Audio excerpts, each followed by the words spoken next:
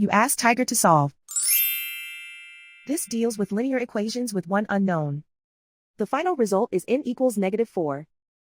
Let's solve it step by step. Simplify the expression. Group like terms. Simplify the arithmetic.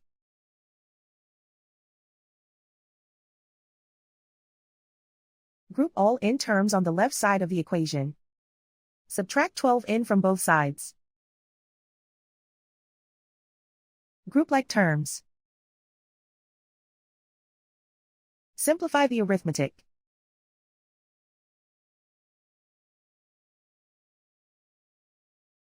Group all constants on the right side of the equation. Add 16 to both sides.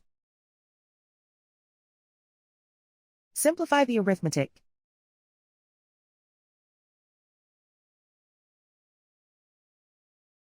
Isolate the n.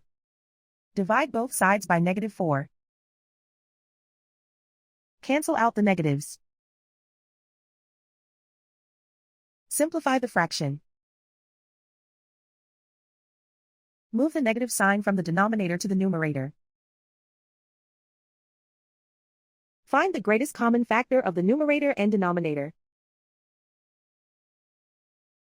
Factor out and cancel the greatest common factor.